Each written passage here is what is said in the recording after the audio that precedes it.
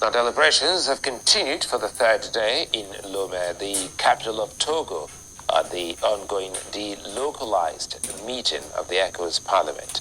The meeting, which is a joint committee meeting of the Parliament's Committee on Public Accounts, Administration, Finance and Budget, Macroeconomic Policies and Research, Customs, Trade and Free Movement, has been looking at the Commission's 2020 audit report and financial management letters. Our correspondent Amadi Uyi has been on ground. Now, good to see you, Amadi. Can you give us a summary of what transpired today in Lomé, Togo? Okay, in the last 2 days, the committee has been looking at that report as just like you highlighted earlier on.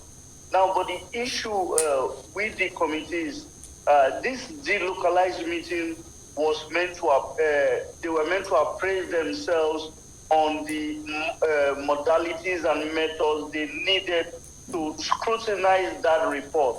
Remember that these are parliamentarians, these are lawmakers, and they don't have any, many of them don't have any prior accounting skills. But the laws of the commission and the parliament mandates that when this report is submitted, that the parliamentarians will have to oversight, look at the report. And we're not just talking about a report of 10, 15, or 30 pages. So you see, you have these politicians who don't have the accounting experience.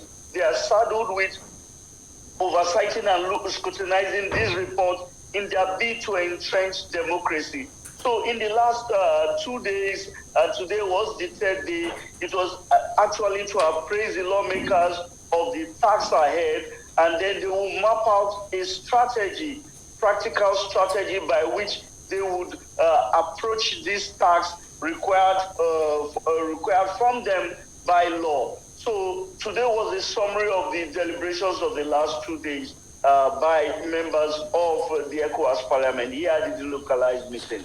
Now, let's talk more, let's dig in deep, considering the fact that the Parliament, in conjunction with the Commission, is talking about entrenching accountability, transparency, which you also observed proceedings. What are the steps, taken to outline, to ensure that this does happen? Now, one of the major problems that the Parliament identified today was you are talking about a commission comprising of about 15, 16 member states, and these states, they are regional institutions running in these states. So, but one of the challenges, one of the problems they identified was that among these states, their method of accounting, their method of balancing their books, their method of trying to manage their accounts were all different. So what the Parliament was insisting in the last few days was there has to be a unified approach by all member states, so that whenever these reports is submitted, that there will be the same approach to be able to tackle it. Remember that the Office of the Auditor General, the Office of the Auditor was recently created. And now when this report is submitted, because the Parliament has said it will rely on its laws to ensure that they are more transparent. If they have to compete with other international blocs, one of the first steps that they have to achieve is to ensure that in balancing of books, in the management of funds accruing from member states, that there will be a unified approach. They also observed that ECOWAS is run by collection of levies from member states. How are these levies collected? How many member states meet up to their financial responsibilities to the commission, to the bloc, to the body? Before now, it used to be the ECOWAS Commission that was saddled with the responsibility of impressing on the Committee of ECOWAS heads of state to pay their levies.